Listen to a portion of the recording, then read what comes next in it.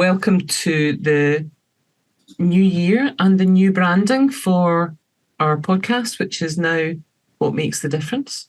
And today we have Paul Grace joining us all the way from Australia to talk about his book that he's just about to launch on the 4th of January, Paul. Operation Hi, Rich.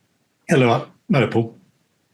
Yeah, thank you. 4th of January is the UK release date for Operation Hurricane, which came out a couple of months ago here in Australia, but really exciting that it's getting a UK release. I didn't think that would happen. So, yeah, that's a really cool development. Mm-hmm. Yeah. One of the reasons that we were having a conversation today is obviously the topic of your book. So I wondered if you'd like to tell our guests, or rather not our guests, our listeners, a little bit about the topic of the book, because I think it's something that we talk about a lot. It has a lot of impacts. It ripples across the UK, across Australia, across an awful lot of different countries. And it has longer term conversations that are still going on in relation to that. That's right. Yeah, so Operation Hurricane was the first British nuclear test, which was conducted in the Montebello Islands off the northwest coast of Western Australia in 1952. It was the first of 12 nuclear tests that the British conducted in Australia, and that was prior to the British government moving offshore to the middle of the Pacific to conduct the Operation Grapple tests, which were the hydrogen bomb thermonuclear tests, which were considerably larger again. Hurricane, I think, is particularly significant because it's a historically significant moment. This was the moment that Britain became the world's third nuclear power, following on from the US and the Soviet Union. It was also the moment that opened the door for a long-term testing program in Australia, which obviously had significant impacts on servicemen, British and Australian, and also civilians, especially Aboriginal Australians, and clearly the environment in Australia as well. That was something that was virtually completely disregarded at the time, but has become more and more obvious as time has gone on. Rich and I have been fortunate enough we got advanced copies of your book, and thank you very much. Yeah. And we were reading that before we had today's conversation with you, Paul.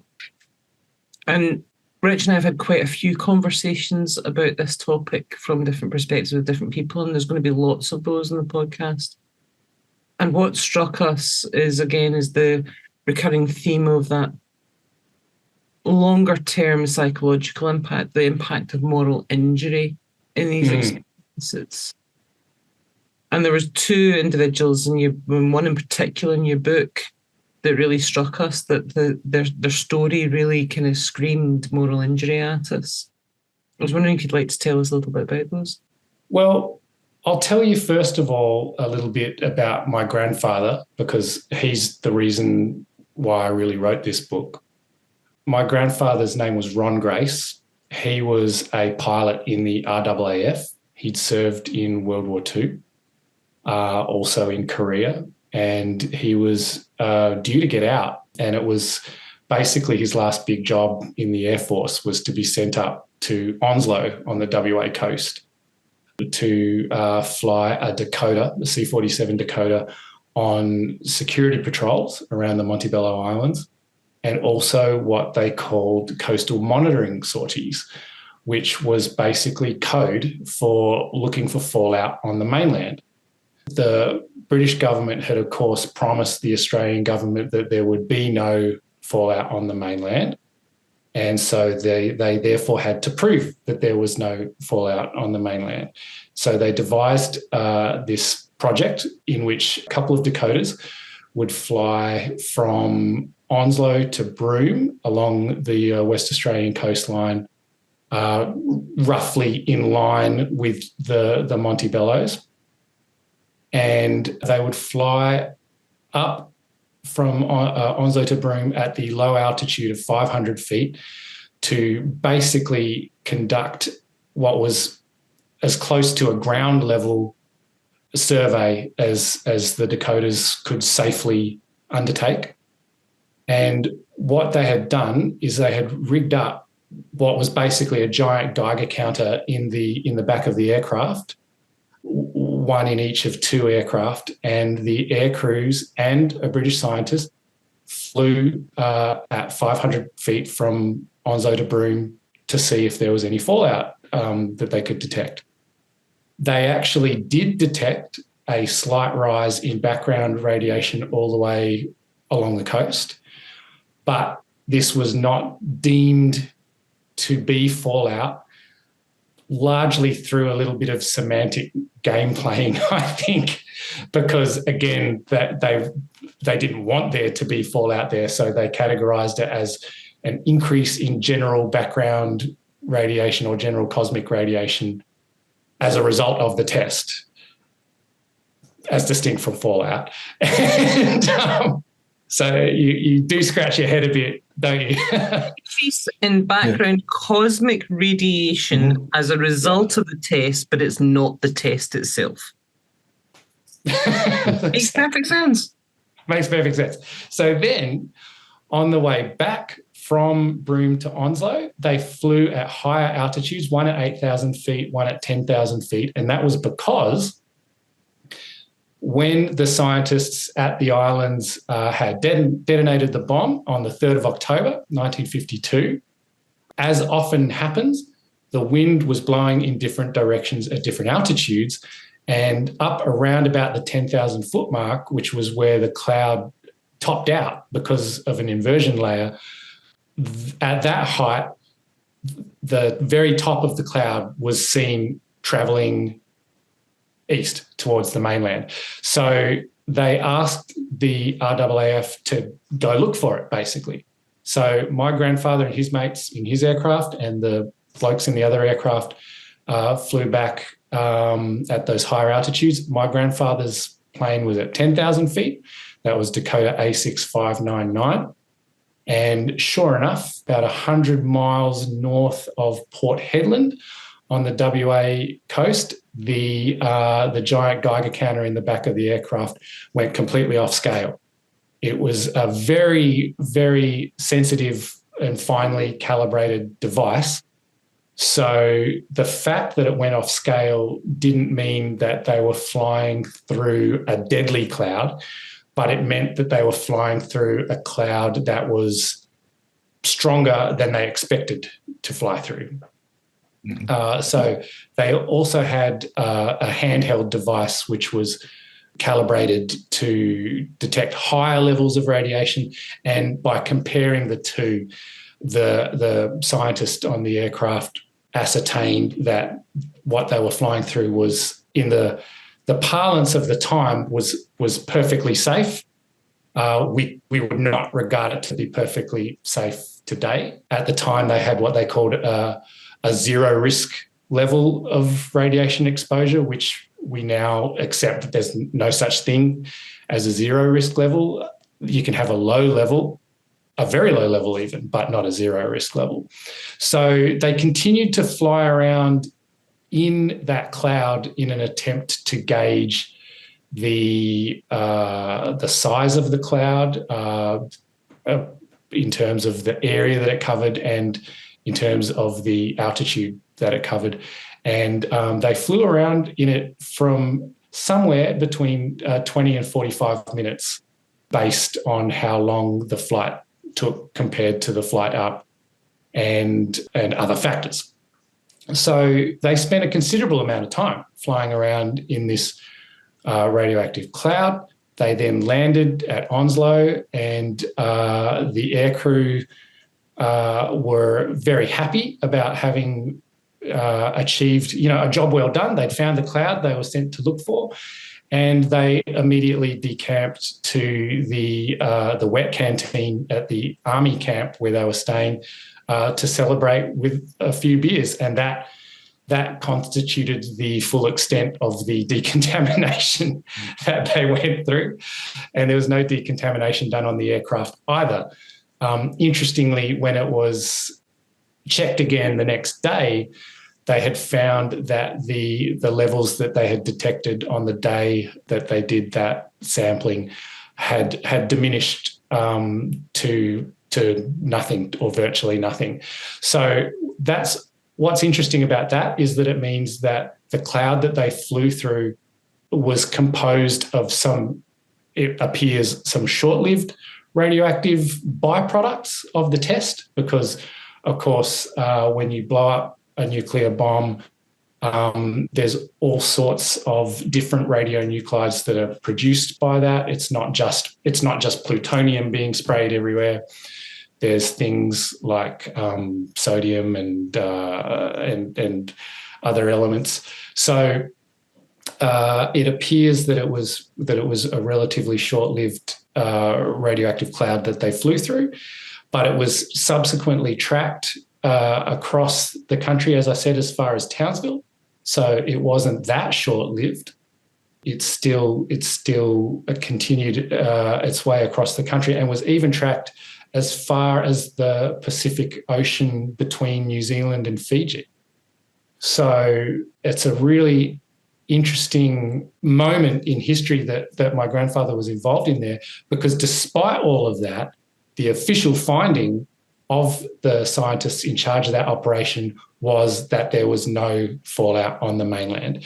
And that was obviously because that was the finding that they were supposed to come up with, basically, for political reasons. So you can definitely call it a cover-up. I believe it was a cover-up, but I wouldn't go as far as to say that it was a cover-up of an extremely dangerous incident. It was more a cover-up for the sake of easier political answers. And this is something that you see time and again throughout the course of the nuclear test. In many cases, the Royal Commission that was conducted in Australia in the mid-80s, 84, 85, found numerous examples of cover-ups. And what would happen time and again is that the British scientists would go, yeah, we covered it up, but not because it was dangerous, because it wasn't dangerous, but we thought you'd all panic. So we didn't want you to know about it. So there's this, they would sort of move the goalposts on you. So from their point of view, that might make sense. But from our point of view, it's like, well, why would we trust anything that you say now? Why do you expect us to believe you now, or that you say that it's not dangerous? It's almost like the argument of that we did it for your own good. Yeah. Yeah. Do you know how many sorties your grandfather was involved in? How many sorties? How many sorties, was involved in patrolling that coastline? Yeah. So before the test, quite a few. After the test, it was literally the very next day, and it was the two operational sorties, one up and one back. And it was the second one in which we know for a fact that he and his crewmates were exposed. It's a really interesting question whether or not he was directly impacted by that health-wise. It's quite likely, in fairness to the scientists, that he wasn't. He didn't suffer from radiation poisoning or anything like that, and he didn't die from cancer within 10 to 20 years, as you would expect if it was an extremely bad dose. He lived for a long time. He lived until he was almost 90. I got to know him very well, which was great. But he certainly came to believe that he'd been affected over the years. He had suffered from a lot of skin cancers over the years. Now, again, that's not unusual for people in Australia. He grew up on a farm in Australia and spent most of his life working outdoors, and he had relatively fair skin, although not as fair as mine. But he had a high number of skin cancers, including some that presented quite unusually, to the extent that about 10 years after the tests, He was visiting a skincare specialist in Sydney. So this is after he was out of the Air Force. And this fellow, a dermatologist, was investigating some dark patches on his cheek that were quite inexplicable to this guy who was obviously an expert. And he specifically asked my grandfather, were you ever exposed to anything? And the fascinating thing about his answer was that they made so little of the exposure that he did have during Operation Hurricane that he basically scratched his head and went, no, I don't think so. And it wasn't until years later that he remembered, oh, yeah, I did fly through a nuclear cloud that one time. So maybe that was a factor. Yeah. So as the years went on, he definitely became quite convinced that it must have had, if not a major factor in causing all of his skin cancers, some sort of factor in worsening the situation. And whether it did or not, we can't know, unfortunately, because the science is actually still quite sketchy on all this sort of stuff. You can't really look at any specific individual instance of cancer, even if it's something like leukemia, which is really closely associated with the nuclear tests, and say for sure that this particular instance of leukemia was caused by exposure to nuclear radiation. You can only say that the odds were increased by exposure. Mm-hmm. So it's something that I've thought about a lot over the years, is the extent to which my grandfather was affected physically, but also the extent to which he was affected psychologically by what he went through, because it was obviously something that he thought about a lot. I know that, as with many other nuclear veterans, he went through the extremely frustrating process of dealing with the Department of Veterans Affairs in Australia when you're going through the process of trying to get healthcare or a war pension, and being told, first of all, well, there's nothing written down anywhere that says that you were exposed to any radiation, so therefore we assume that you weren't. Time and again with the fellows who I interviewed and whose testimony from the Royal Commission that I read while I was researching Operation Hurricane, they would, for years, for decades, they would bump up against a brick wall of bureaucracy that just didn't believe them or professed not to believe them, that sort of refused to believe them. And that clearly had an impact psychologically. Many of them felt that they were being called liars or exaggerators, or that they were freeloaders that were trying to scam the government for healthcare that they weren't entitled to. That goes across British, US, Canadian. You can see memes going everywhere. These injuries are not service related. Yes. And yeah, so you get called a liar, you get called out and told this isn't related to your in-service life and all this, that, and other. It doesn't matter what country it is. That seems to be a problem throughout the world. So unfortunately, your granddad isn't the only one. I'm sure, yeah. And I came to realise that over the course of my research, that it was a pattern that you would see everywhere. I certainly saw it with the fellows from the British Nuclear Test Veterans Association.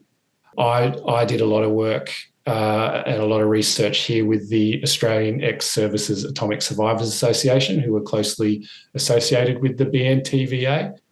And they were good enough to give me access to an unpublished manuscript, in which many of the members had written about their experiences. And it really leaps out that for many of them, those dealings with the Department of Veterans Affairs or the Department of Health, the government in general, was re-traumatizing, I think, in many ways. I think that it made things much harder for them than it should have been. Another factor there is the fact that because of the Official Secrets Act, when they participated in these tests, they were all told flat out that they weren't allowed to talk about them. So for many of them, they were holding all of this stuff in for years. They were told that they weren't allowed to talk about this stuff for 30 years. A lot of them did not talk about that stuff for 30 years. A lot of them took that oath very seriously. So there's a sense when I read some of the stories that they left behind, and when I talk to some of these guys, that there was almost like a pressure cooker building up inside of them over that time. And then when they finally did start to talk about it with their families, and people said, you're obviously entitled to some sort of healthcare or pension from the government, they then went and tried to get that. And instead of being welcomed and being understood, they experienced the opposite of that. Mm-hmm. And it's been stabbed in the back, isn't it? You've done your duty. Yeah. And the government aren't doing their duty towards you. But I think what also struck me was that the actual delay between experience and onset means that you've got that switch of the burden of proof. It's like, well, prove it. Exactly. Instead of the government getting behind and going, actually, we haven't looked at this and we need to, let's work with you. There's that very much that rejection instant, well, unless you can prove it, I'm not going to do anything about it. And it's a sense of washing of the hands of it. Yeah, that's right. The proof burden in entirely the wrong direction. Mm-hmm, exactly. So really the most significant finding and recommendation of the Australian Royal Commission in 84, 85 was that the government should reverse that burden of proof, that the government had a moral duty essentially to say, we know that we put you in harm's way.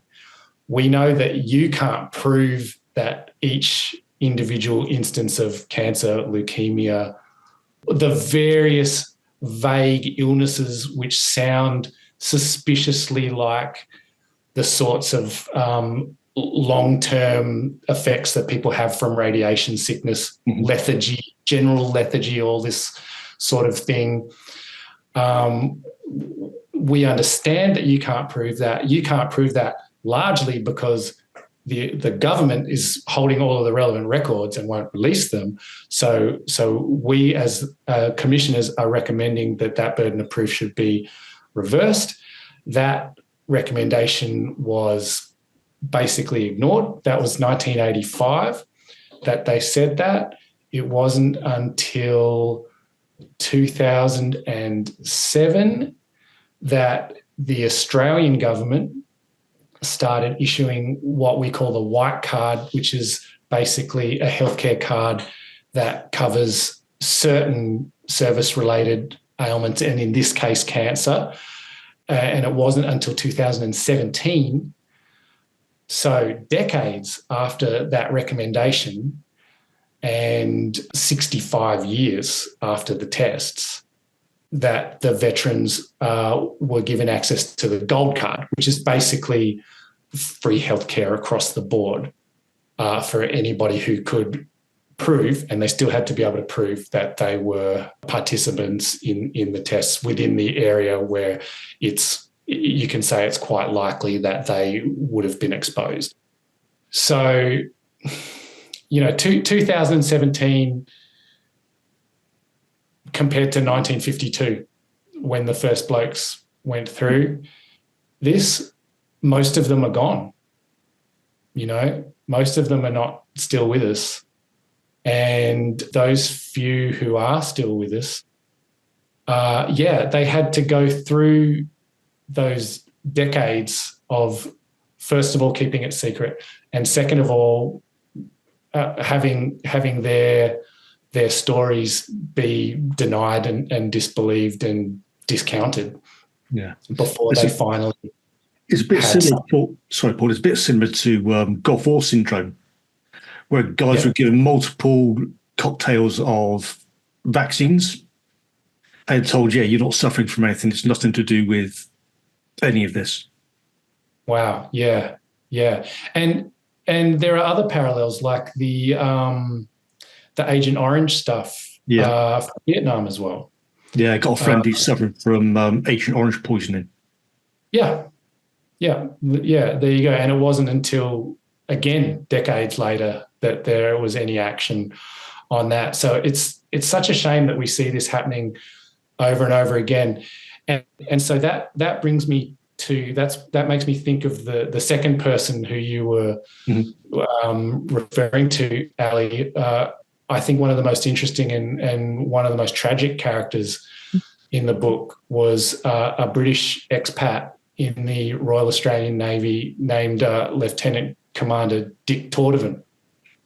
He was a real live war hero. He was twice decorated during World War II, DSC and Bar, I think it was. He was, if I recall correctly, the youngest destroyer captain in the Royal Navy during the Second World War. This is a guy with an impeccable record. He moved out to Australia, as many British people did in the post-war years. We had the 10-pound POMs. Yeah. I don't know if you're familiar with that terminology. And there were various programs that made it extremely attractive for British servicemen to move to Australia and continue to serve to transfer from the Royal Navy to the Royal Australian Navy. That was very common. And he was one of the men who did that. And he ended up as the captain.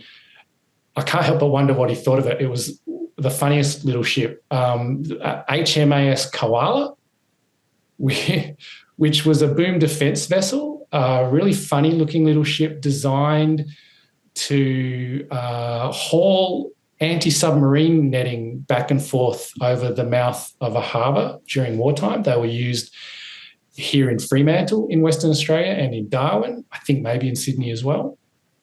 And during the nuclear tests in the Montebellos, they were particularly useful for laying moorings and hauling men and equipment backwards and forwards between the islands. So they were asked to do that before and after the tests. So after Hurricane, the first test in October 52, the Koala was actually the first ship to be sent back into the Central Lagoon in the middle of the Montebello Islands. This was a number of days after the test, but we know that the water was still radioactive from the readings that were being taken by the scientists. And they were sent in retrospect, it seems completely mad. They were sent in to do things like recover some mooring chains that had been stored on the seabed as spare stock. So they were sent in to collect that. So that meant divers going down in the radioactive water to connect up cables to this chain on the seabed. They were also asked to salvage a landing craft which had sunk in bad weather after the test. And so again, the ship's divers were sent down to hook up cables to this landing craft. That landing craft was brought up and stowed on the forecastle of the ship. The chains from the seabed were stowed in the hold. An officer, a Royal Australian Air Force officer by the name of Squadron Leader Thomas, who was basically pretty much the only Australian who could lay any sort of claim to expertise in radiation at the time, was then sent over to the ship and was horrified as he went around with his Geiger counter to find that basically the sailors and in particular the divers had tracked radioactive sand and mud and water all over the ship, including onto the carpet in the captain's cabin, which had to go overboard all sorts of stuff had to go overboard. They had to scrub down every deck. They measured the ship's cat, who turned out to be radioactive because he'd obviously been licking his paws and all that sort of thing. I was never able to find out what happened to the ship's cat, but Squadron Leader Thomas was quite sure that the cat lived a long and happy life, so that's nice. So it didn't go overboard then? Yeah. That's right. So Yeah. this was Lieutenant Commander Taudevin, who had been ordering his men to do all of this stuff. He then had to go back to the Montebellos 1 year later as captain of another boom defence vessel called HMS Karangi, which was involved in the first survey of the islands, the first radiation survey of the islands after the test. When we were reading that, there were a number of things in the recounting that were quite startling. I think that we base on our current experience of how things are done, not about how they were done then. So things like the standard of the diving equipment, it was literally like a jumper, a pair of shorts and a mask, and that was it. Yeah, that's right. They look more like somebody you'd expect to see just skin diving, looking for pretty fish, than somebody who would be kitted up in protective equipment. And you're right on that survey, that 1953 survey. They did some stuff that sounds absolutely insane by today's standards. Yeah. They literally dragged a grapnel backwards and forwards across the seabed to try and drag up any wreckage that they could find from HMS Plym. Now, I didn't explain properly how Hurricane was conducted. It was a very unusual test, not just because it was the first test, but because, for reasons which are pretty hard to explain, the British scientists decided it would be a good idea to blow up a ship in the lagoon of the Montebello Islands. Basically, the short version is that they were worried about the possibility of the Soviets smuggling a nuclear weapon into a British port. And they wanted to know what would happen if a ship was blown up by a nuclear weapon in a port. The difference in terms of how the radiation would spread, it would be quite different. They knew that much, that it would be different from blowing up a bomb on a tower or in midair. And they wanted to measure the impact of the huge torrent of water that would be thrown up by the blast. And they also, I'm sure, wanted to know what would happen to the ship. They're scientists, so they were very curious. They wanted to know what would happen to the ship. And what happened to the ship was that it was vaporized. It was blown up by a blast so hot that it was just liquefied and sprayed around the islands in a way that just meant that radioactive waste was left scattered all over these previously pristine desert islands. A huge crater was excavated out of the seabed, and on that 1953 survey, they decided that it would be a good idea to drag the bottom of the seabed to find if there were any remains of the Plym down there. Sure enough, they were able to drag up a plate of the hull, which must have been, I think, close to one of the anchor points, and so had sort of been blown away as distinct from being vaporized. And they dragged it up onto the deck and they measured it for radiation. They realized it was radioactive, so they dumped it again. They sent down divers again to investigate what seemed like a strange structure in the crater that they suspected it might have been more wreckage of the Plym. So they sent the divers down to basically run their hands around the crater that was dug out of the sea by the nuclear bomb. It was still radioactive.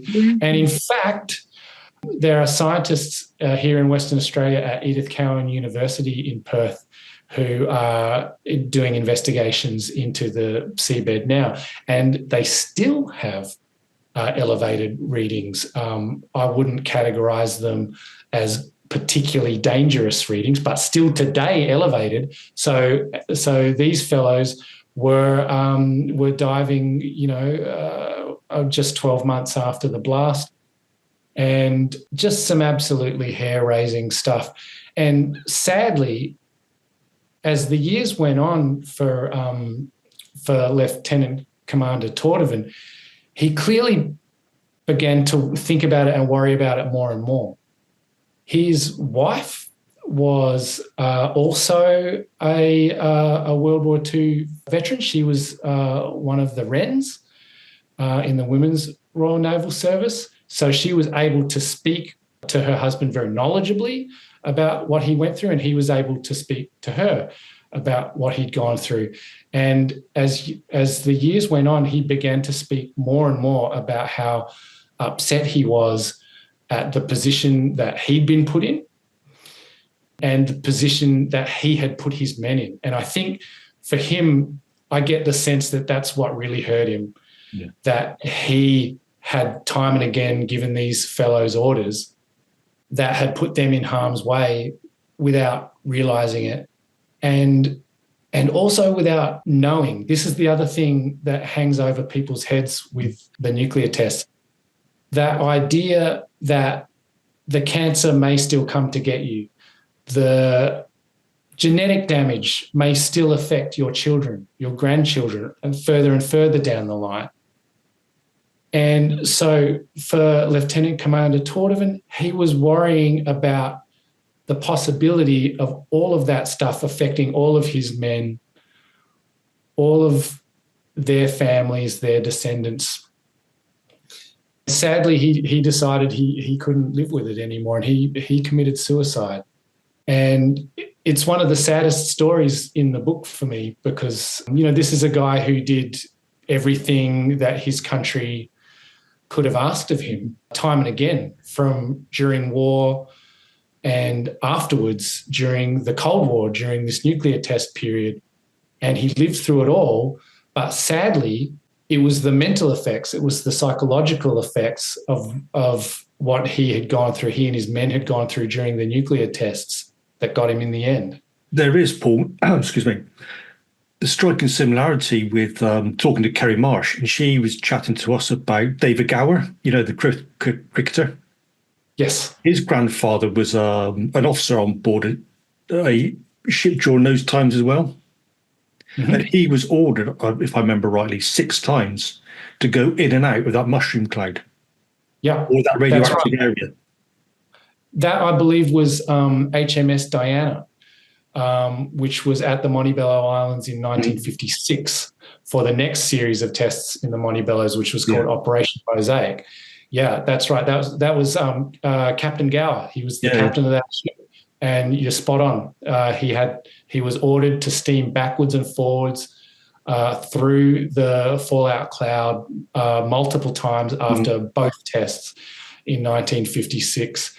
And it's absolutely one of the most hair-raising stories from the entire history of the nuclear tests. I discuss it briefly in the epilogue of the book because I do a bit of a roundup of the later tests in Australia, and that particular story, it really leaps out as one of the scariest ones. There were other similar ones at some of the mainland tests. At Maralinga, there was what they called an indoctrinee force, or I-Force for short, which was a force of a couple of hundred primarily soldiers, primarily British officers, but also some non-commissioned officers and also some Australian and New Zealand servicemen as well. And they were basically lined up on a little grandstand and asked to observe one of the blasts. They were told to turn around so that they weren't facing the blast. It was backs to the blast, boys, is the famous phrase that was bandied about. And in many cases, they were then asked to venture through the fallout area in different types of protective clothing to test the efficacy of that clothing. And some of them, which was really terrifying, were asked to hide in slit trenches so that the blast was basically going over the top of them. And some of them, 3 or 4 individuals, were asked to sit in a tank, a Centurion tank, that was positioned a couple of miles from the blast. So those guys were absolutely terrified. Imagine you're sitting, you would have felt like a sitting duck. You were sitting in this tin can waiting for a nuclear bomb to go off. I can't begin to wrap my head around the horror of that anticipation. That in itself is just the amount of I can't think of anything scarier. It's just you have no idea what the impact is going to be. You just know it's going to be big, and you're stuck there. You can't see it coming. You can't anticipate it. You've just got to sit there. Horrifying. Yeah, exactly. So the tests themselves definitely had, I'm sure, a major psychological impact on many, if not all, of the participants. There are different blokes who talk about how terrifying it was to turn and see this giant black cloud looming over you. It was like you were sort of staring into hell or something like that. And so the test itself was absolutely terrifying. And then there's the long-term effects. So obviously for many people, it would be difficult to get over that, difficult if not impossible, to get over that initial fear. But then there's also the additional fear of the possibility of delayed long-term impacts from exposure to radiation, like cancers, like leukemia, like genetic damage, and just that wondering for the rest of your life, really, if it's going to come back and get you, if that cloud is going to come back and get you. And I know I spoke to some people and I've read numerous accounts where I feel that you can see the effect that those memories are having on them over the course of their lives, because in some cases I have on the record written accounts by individuals that they gave in the 1980s and then in the year 2000 and then in the year 2012. And what happens, it's almost like, I don't want to sound flippant about it, but it's almost like a fishing story where, you know, the one that got away gets bigger and bigger the more times you tell the story. For a lot of these blokes, these clouds get bigger and bigger and they get closer and closer to these explosions as the years go on. And I don't mean to say that these blokes are lying or exaggerating. I'm sure they're 100% sure they're telling the truth when they're saying that that's how close that they were.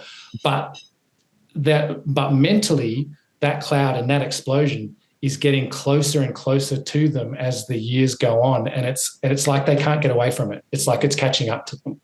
But in a way, Paul, that's almost like a metaphor for their experience, where they're almost anticipating the other outcomes of those experiences, whether that's in their generation or successive generations. And I think they're getting closer to that possibility, just as that cloud is metaphorically getting closer to them. So it's almost kind of like a mirror of that experience and anticipation and future forecasting. It's almost a perfect metaphor, isn't it? This giant mushroom cloud hanging over you, this dark cloud of despair. Absolutely. So In recent times, there's been some studies into that. The Brunel University at London was commissioned to look into, first and foremost, whether there was any evidence of a significant increase in, significant genetic damage or an increase in disabilities associated with descendants of the tests. And secondly, to look into whether there were psychological impacts from those tests as well. And the findings were fascinating.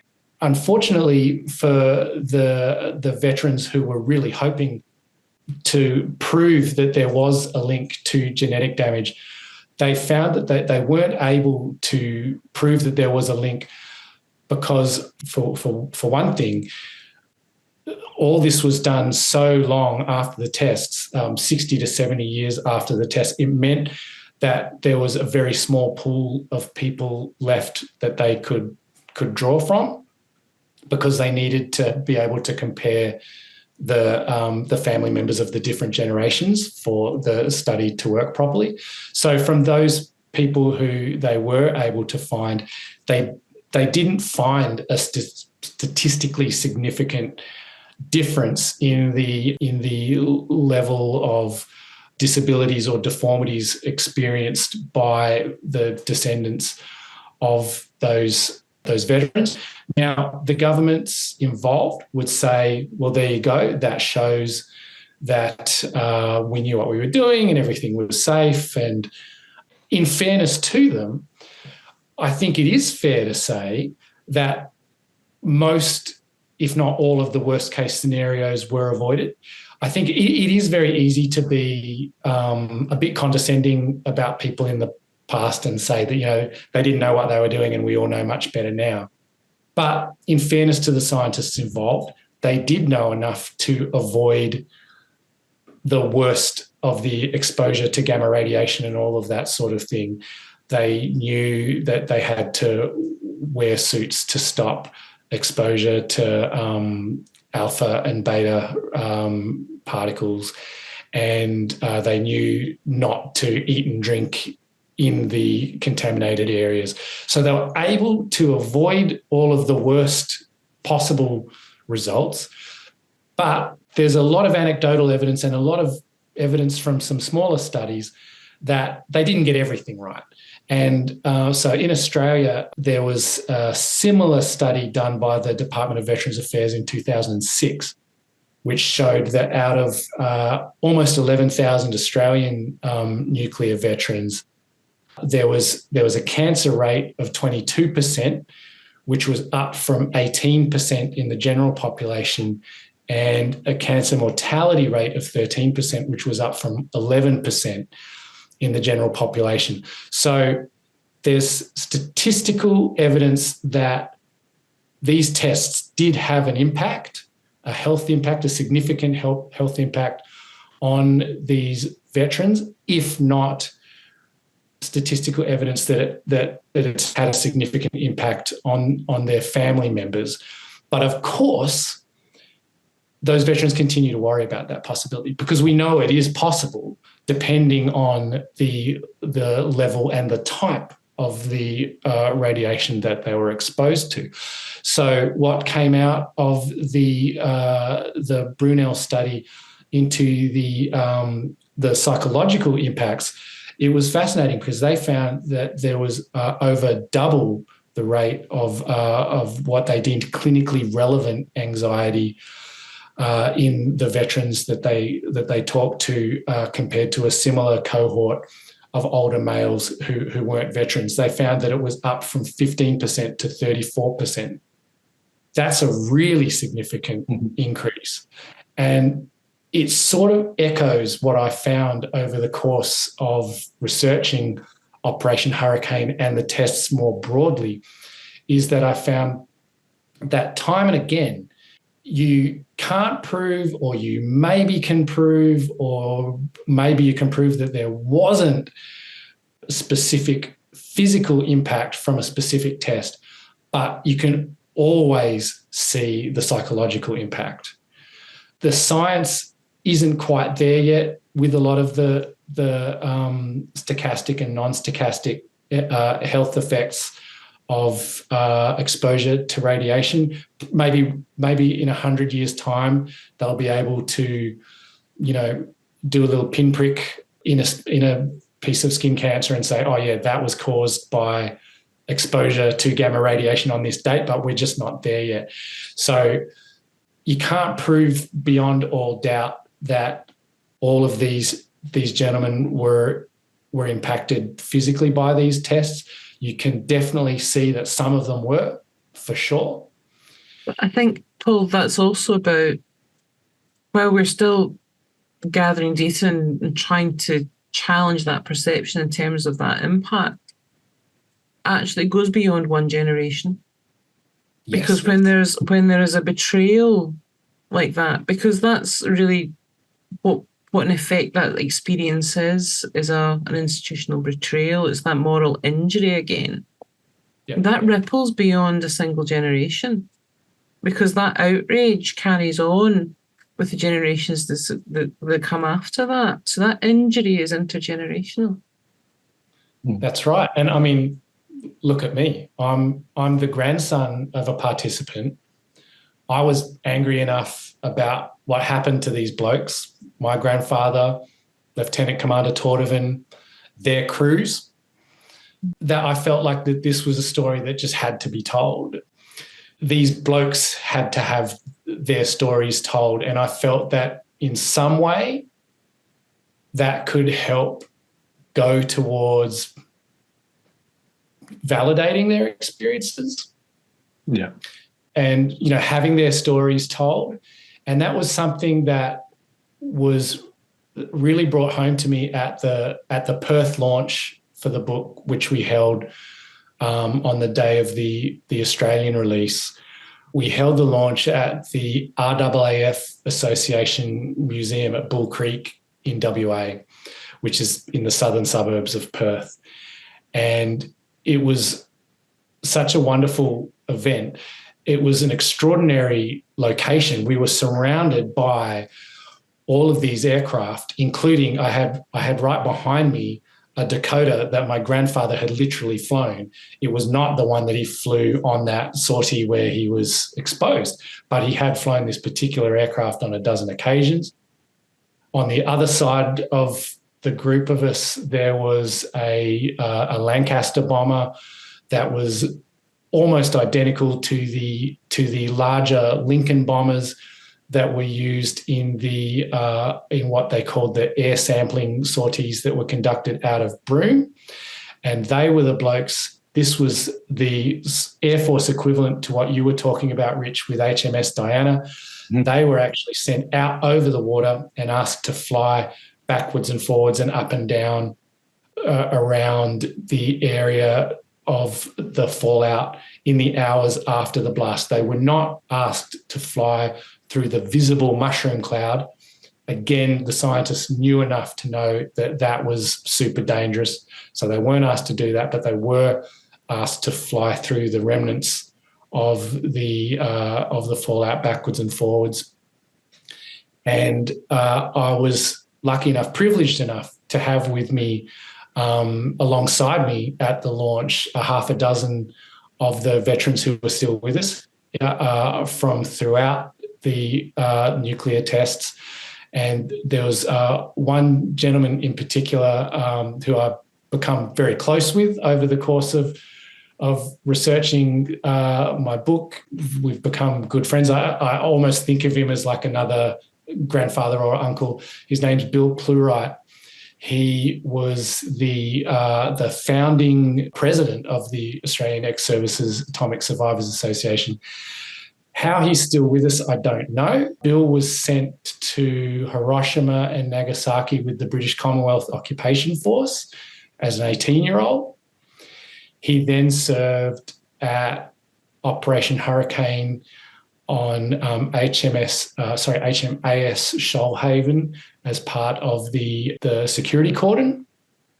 He then went back to the Montebellos in 1953 as part of that survey that I told you about that HMAS Karangi conducted. He went back on HMAS Junee to conduct a completely bizarre exhumation of a Royal Engineer, a British sapper, who had died during the cleanup period of Operation Hurricane.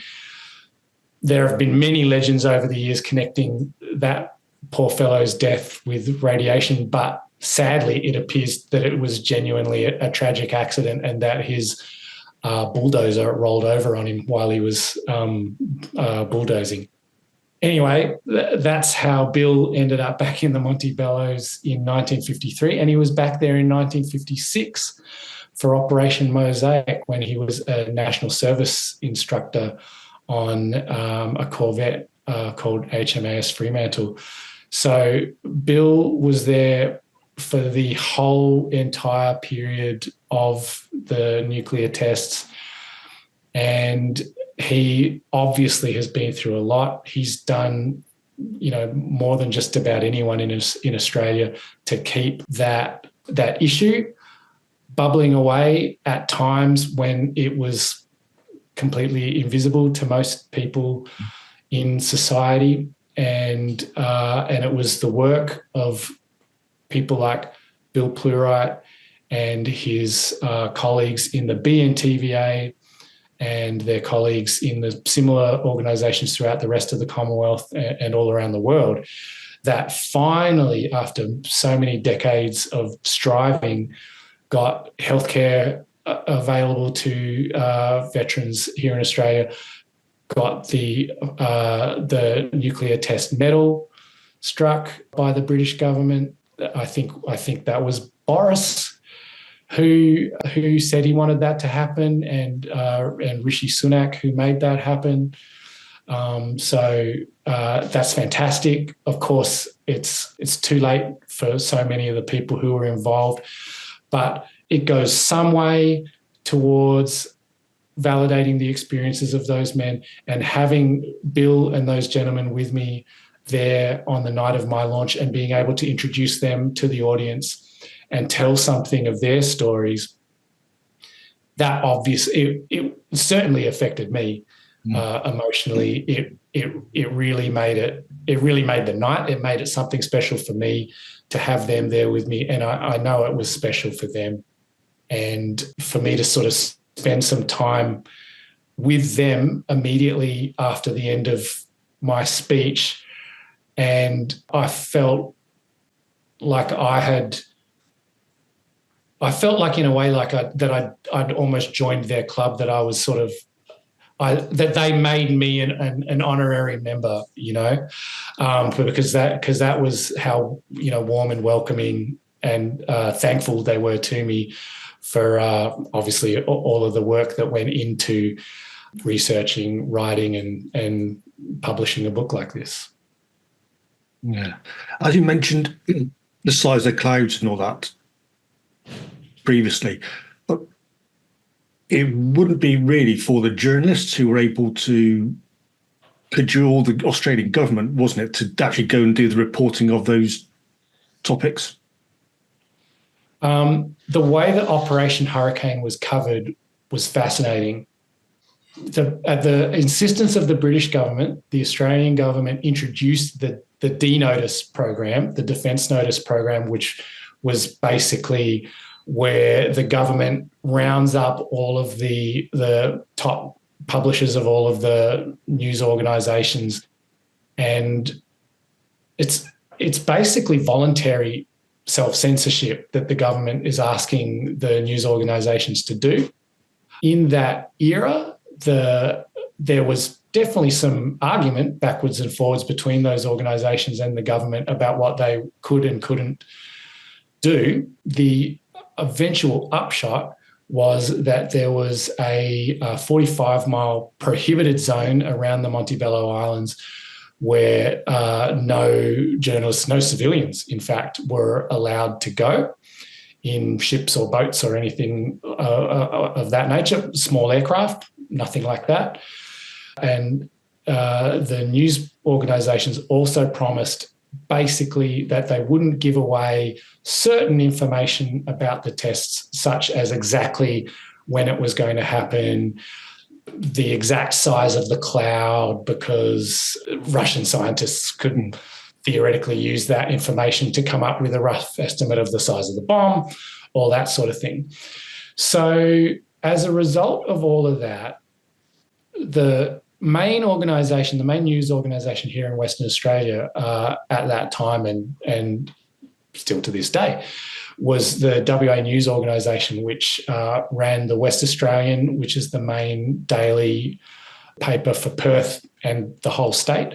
And in those days, there was an afternoon paper called Daily News, which is no longer around, but they were both part of the WA News stable. And the managing editor of WA News was a fellow named Jim Macartney, who was, interestingly, was ex-RAAF and had served during World War II.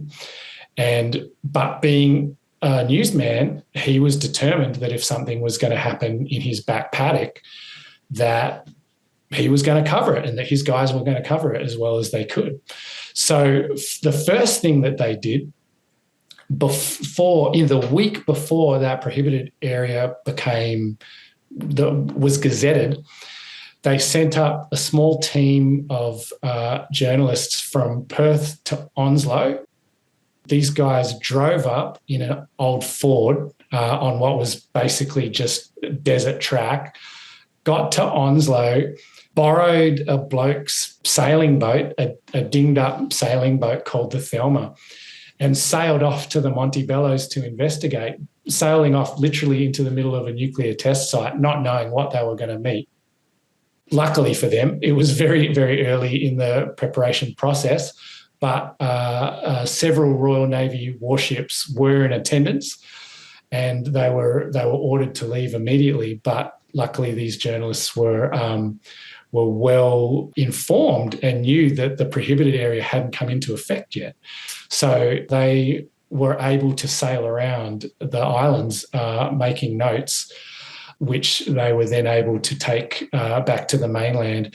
And so this was how the news was broken that the tests would take place in the Montebello Islands, because it hadn't actually been announced precisely where the tests would be. So that was a major scoop for WA News.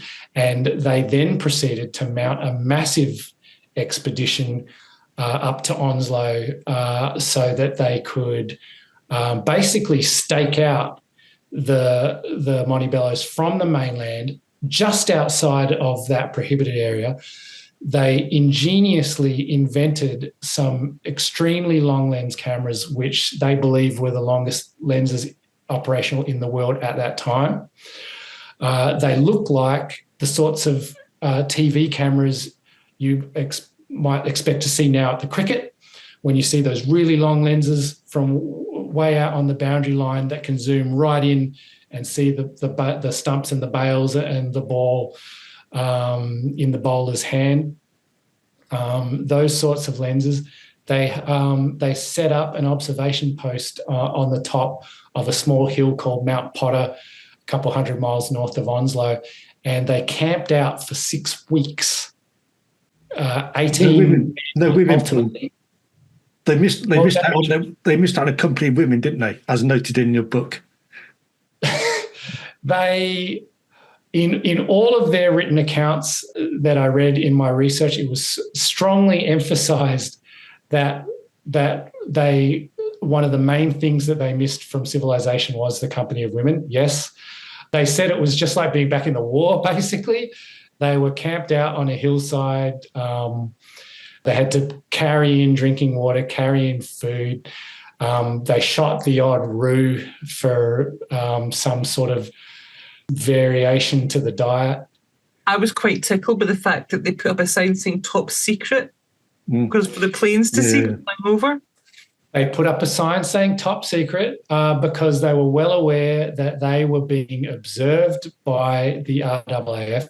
So that was my grandfather and his mates in Onslow, who were in the detachment flying security patrols. So they would fly out around the islands and up and down the coast. And one of the things that they were supposed to do was keep an eye on the journalists to make sure that they weren't creeping over that 45-mile line, weren't, getting back into the sailing boat to sail back out. And so they were, on a pretty much a daily basis, they were swooping down over Mount Potter. And there's a photo that I include in the book, which is a great photo of a Dakota swooping down really low over the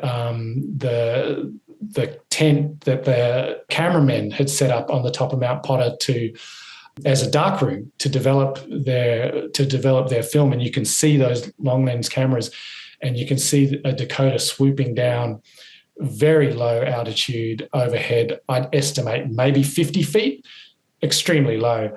And that photo appeared in newspapers all around the world. And it was in a book that I was looking over with my grandfather once, a collection of the best photos from WA newspapers. And I was pretty young still at the time. And I just sort of said as a joke, "Oh, is that you flying that aircraft?" At that point in time, I knew nothing about the tests, and I didn't even know what kind of aircraft it was that I was looking at or anything. It was a Dakota. And my grandfather took one look at it and he said, "Yeah, that was me." And he wasn't prone to exaggeration or bragging or anything. My grandfather was sort of quite taciturn, if anything. So I was quite stunned when he said that was him. And I sort of said, "How can you tell?" And he said, "Well, there were only two of us up there and the other bloke wouldn't fly that low." So that was, I always loved that. I thought that was a great bit of hard-boiled dialogue from my grandfather. So I had to include that in the book. I include it in the introduction where I sort of talk about a little bit about who I am and my motivation for writing the book and my relationship with my grandfather. But that's all as a way of saying that what those journalists did was quite remarkable. So I don't believe that an expedition like that would be mounted today. It would be way too expensive. If you think about what it would have cost to mount that expedition, to supply them with food, water, cameras, film. They had telephones set up. They had a telegraph station set up at the bottom of the mountain. This would have cost a fortune. Yeah, all of that made your research so much richer because of their accounts. Mm-hmm. That's exactly right. So I'm glad you said that, Ali, because from the modern perspective, it's quite easy to criticise the journalists of that era because what their coverage did to a large extent, you could kind of call it cheerleading almost. It was a triumphant sort of a sense of, look at this wonderful scientific military achievement by the British Commonwealth and we're all in this together, Australians and British, and, we're all contributing to the scientific advancement of humankind. And also they strongly believed the safety of humankind, because the reason why the British wanted a nuclear bomb, I guess it was first and foremost to keep Britain safe, but obviously it was also a part of that Cold War doctrine of mutually assured destruction. The British and the Americans wanted the Soviets to know that if the Soviets were going to drop a bomb on the Western nations were going to do the same to them. Well, the threat of communism back then was huge, wasn't it? Real or imagined? That's right. A bit of both, I think. Yeah. Because there's plenty of evidence now that Stalin and his regime was extremely dangerous to their own citizens. The Soviets killed millions of Russians, Ukrainians, and in pogroms and in deliberately engineered famines was the word I was looking for there.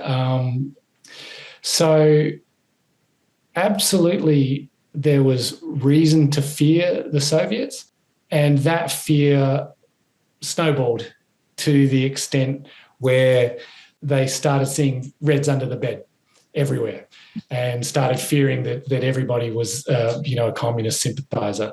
And so as a result of that, the security around the test, the British organisers were so paranoid that my grandfather and his mates were not allowed to fly closer than 5 miles from the Montebello Islands. Even though they were flying the security patrols, they also weren't allowed to see what was going on at the islands in case, I don't know what, just because of the paranoia of that era. But to come back to the journalists, so from the modern perspective, they've come, not just the West Australian journalists, but all of the British and Australian journalists who covered the entire nuclear program have come in for a lot of criticism for the way that especially the early part of the program was covered in a sort of a triumphal tone of one memorable headline that I quote in the book is after a hurricane, I think it was the Mirror in London, that said, "Today, Britain is Great Britain again."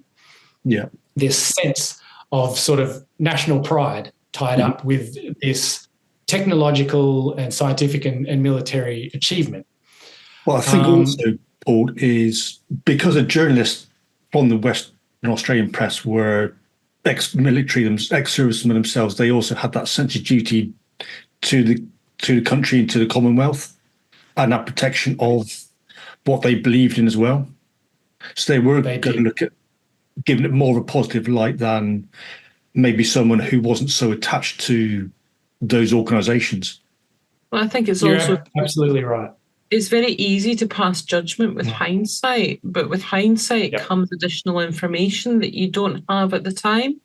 And if they're operating from a limited point of information, then actually what else could we expect from that?